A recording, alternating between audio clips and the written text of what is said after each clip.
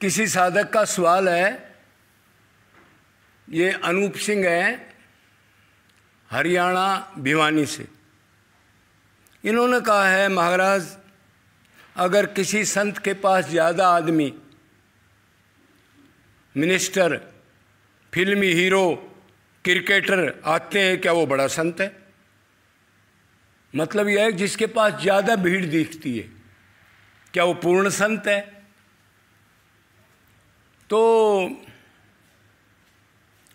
सवाल तो बढ़िया है, क्यों? लोग आजकल भीड़ को देख के, ये भीड़ चाल जिसको कहते हैं ना, वो भीड़ चाहे कोई थोड़ा सा कोई चमत्कार दिखा दे, कोई डुगडुगी बजा दे, कोई जादूगरी दिखा दे, तो ये आदत है इन बेचारों की, ये चले जाते हैं। लेकिन जो पूर्ण संत होए उनका तो आचरण ही अलग होता है। इसलिए कहता है भगवान के प्यारे को क्रिया, कर्म, उसकी बोलचाल, एक्टिंग, जब कृष्ण प्रेम की प्राप्ति हो जाती तो कोई नहीं जान सकता। और उसकी आधी क्रिया तो उल्टी ही होती है। क्यों? भोगी आदमी आएंगे और आकर के उसको डिस्टर्ब करेंगे, करना उनने कुछ नहीं, माला हाथ में जरूर पकड़ लेंगे, लेकिन माला हाथ में और चिंतन दुकान का, मकान का, स्त्री का, पति का, बेटे का। माला जरूर टांग लेंगे।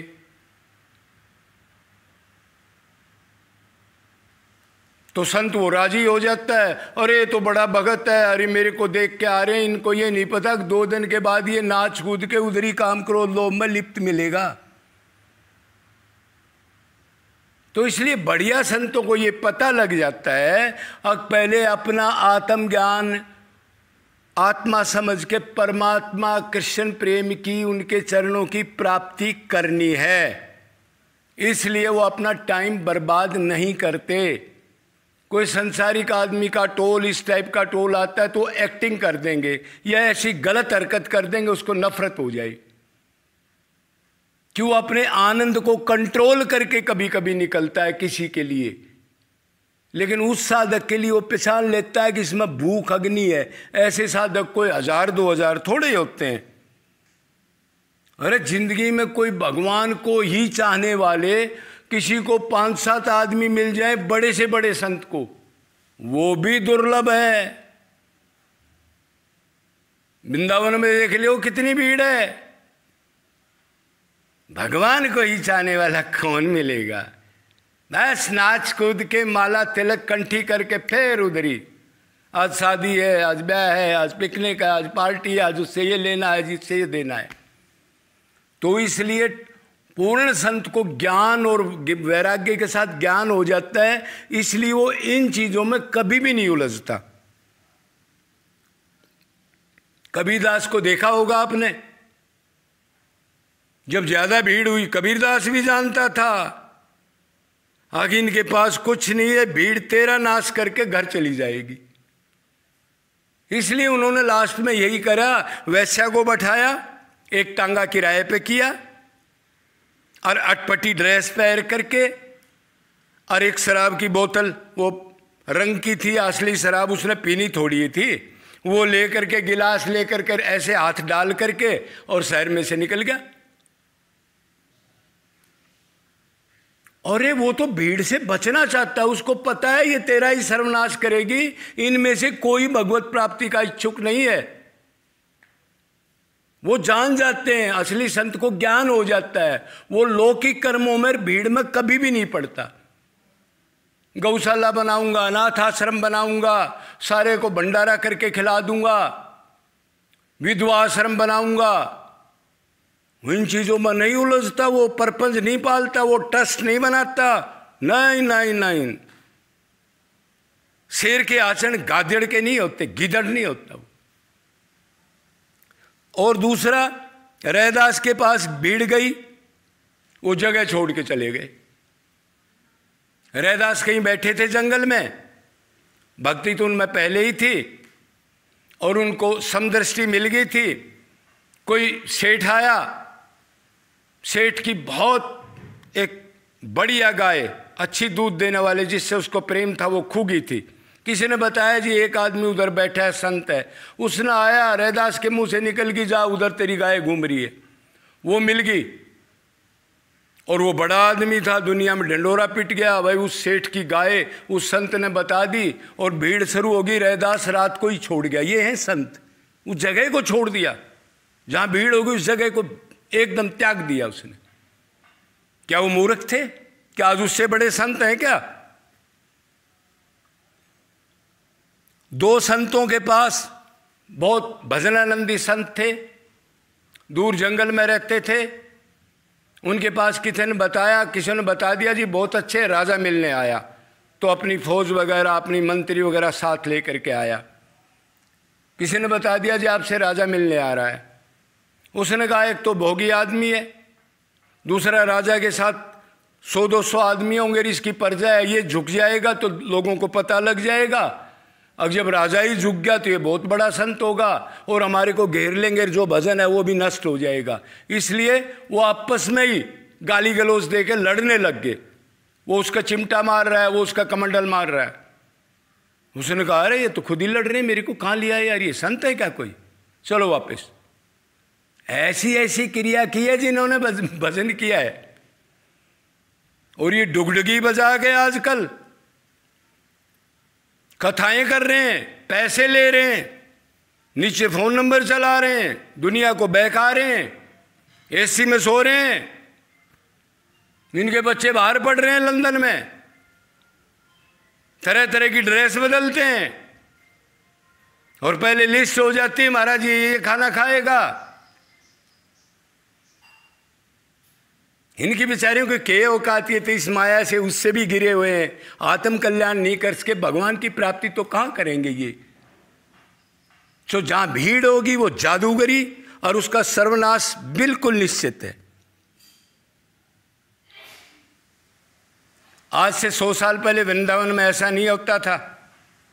लोग एक कुटिया में भजन करते थे, अपने को मूर्ख बनाते थे, अपने को बदनामी कर देते थे, मेरे पास कोई ना आए। अरे इसी वृंदावन में कोई आया, उसने बेरा है संसारिक आदमी है, दुखी करने के आएंगे, तो उन्होंने ईंट उठा उठा मार दी, गाली देने लग गए वो संत। क्या समझोगे इनको आप? क्यों? भगवान ने कहा मेरी तरफ भक्ति माने के लिए जो रुका उठो उसमें अधर्म भी धर्म है। और कितना ही संसारिक धर्म करो, अगर मेरे से मन हटता है तो वो सारा अधर्म है।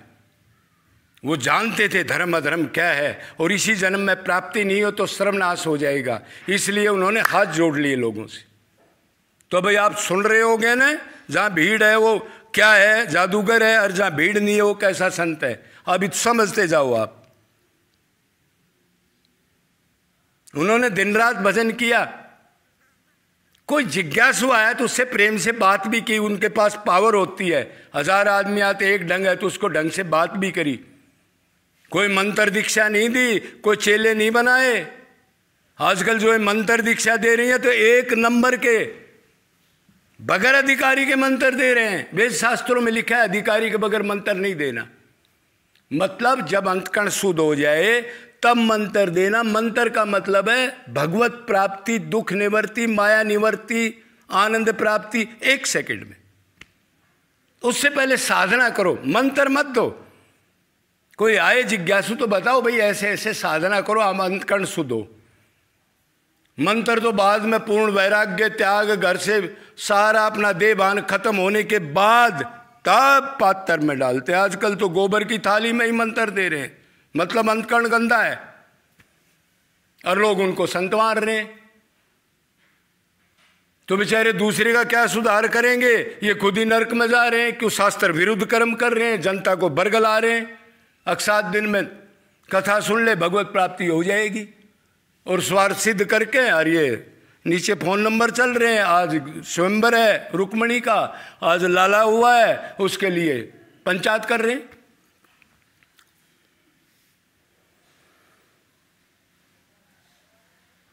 तो संत तो वो हैं तो अपनी बुराई कर दी। इधर इधर आश्रम पे भी शुरू में बहुत ज़्यादा मेरे को तंग संसारिक लोगों ने नहीं किया। ये जो शरीर के साधु हैं ना हमारे भाई, एक मन का साधु होता है व्याकुलता का, एक टिक्का बिंदी वाला साधु होता है नंगे पैर घूमने वाला। मतलब मन में संसार और शरीर की एक्टिंग साधु की। तो बहुत आए तो मैं अपने को बचाने के लिए इस कुटिया में बाहर जैसे प्याज लहसुन फेंक दिया, हुक्का भर के धर दिया, 2-4 कुत्ते बैठा लिए, उनको खाना खिला दिया। अरे ये तो बाबा प्याज लहसुन खाता है, उनकी इतनी तो औकात है बेचारे की, तो प्याज लहसुन की तो भक्ति करते हैं, भगवान की नहीं करते वो। अरे ये तो हुक्का बीड़ी पीता है। मतलब अपनी बदनामी करके बचना। अब समझो कितना वो है, एक आदमी पंचायत इकट्ठी कर रहा है और एक आदमी कह रहा है मेरे पास कोई ना आए। मैं डिफरेंस बता रहा हूं आपको, प्रैक्टिकल है ये।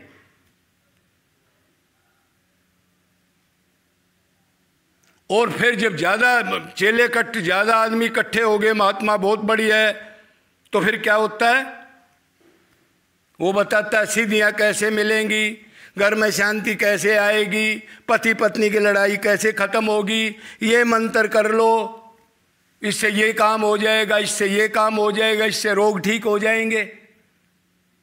शरीर साधु कभी शरीर की चीज नहीं बताता, वो आत्मा परमात्मा की बात बताता है, बीच की बात नहीं बोलता कभी। उसकी पहचान होती है ये, उसमें टाइम बर्बाद नहीं करता, उसने दुनिया से कुछ नहीं लेना। उसने तो आनंद प्राप्ति होगी या नहीं हुई तो उसका ही ख्याल रखना है। होगी तो अपने आनंद में झूलता है, वो क्यों आएगा ही कबाड़ के पास। वो अपने प्रेम को कंट्रोल करके आता है, दया करके। जो आनंद में झूलता है, जिसके साथ श्याम सुंदर ऐसे रहता हो, वो इनमें जाएगा कबाड़ों में। इनका सुधार कौन कर सकता है? अपने परिवार को नहीं सुधारे तुम, किसको सुधार लोगे?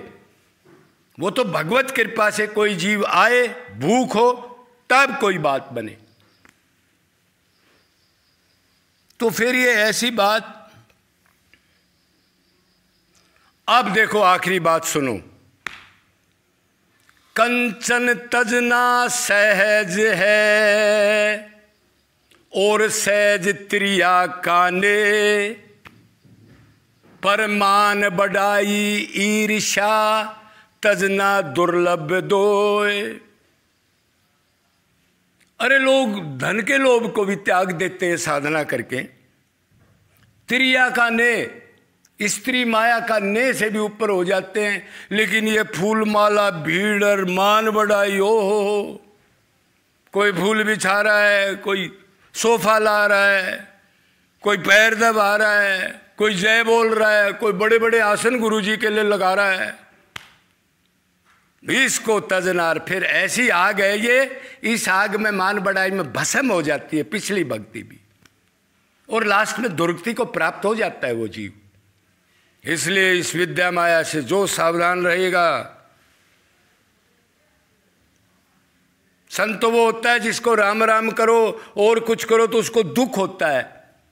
अगर मेरे को संत कह रहे हैं, मैं तो अंदर से गंदगी भरी है, तो दोषी मान ले अपने आप को। संत वो होता है ये मेरे को राम राम करे, उसको दुख होता है।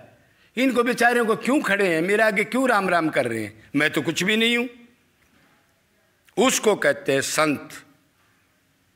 इसलिए वो कहते हैं तुलसीदास, मौसम कौन कुटिल खल कामी। भगवत प्राप्ति के बाद मेरे से नीच, मेरे से कामी, मेरे से कुटिल क्रोधी इस संसार में कोई नहीं है। कैसे पहचानोगे इसको आप? उसके पास भीड़ कैसे होगी? नहीं हो सकती। वो कहेंगे ये तो पहले ही बेकार है, तो ये संत कैसे हो सकता है?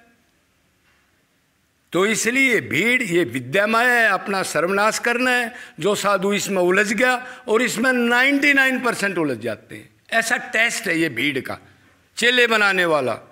बड़े बड़े चारों तरफ, कोई क्रिकेटर आ रहा है, कोई फिल्म का हीरो आ रहा है, कोई बड़ा वकील आ रहा है। अरे साधु तीन भोगियों से तो वैसे चिढ़ता है, मिलता भी नहीं कभी। राजा महाराजा भी बाहर रखते थे असली साधु। है अहंकार ताज करके आना इधर। आज क्रिकेटर के आगे उनको दिखाने के लिए और भीड़ आएगी। अरे महाराज के पास तो क्रिकेटर आ गया, महाराज के पास तो फिल्म के हीरो हीरोइन आ गए, महाराज के पास तो जज आ गया। इतना बुरा पतन होगा। और कितने बैरागी बन गए। एक बार भीड़ आई, 2 घंटे सुन के, 4 घंटे एक दिन सुन के, वही संसार में लिप्त है। आप एक्सरे लेके देखो। लेकिन अपना नाश को बचाओ, अपनी प्राप्ति करो। अनंत बार ये धोखा हो लिया।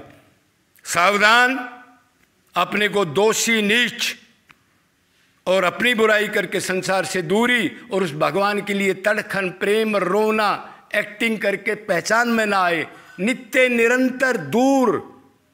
एड्रेस भी मत बताओ, कोई फोन आए तो उसको टरका दो, ये काम कर लो अगर निकलना नहीं है। नहीं, माया से कौन निकल सकता आज के टाइम पर, घोर कलयुग में। बोलो वृंदावन बिहारी लाल।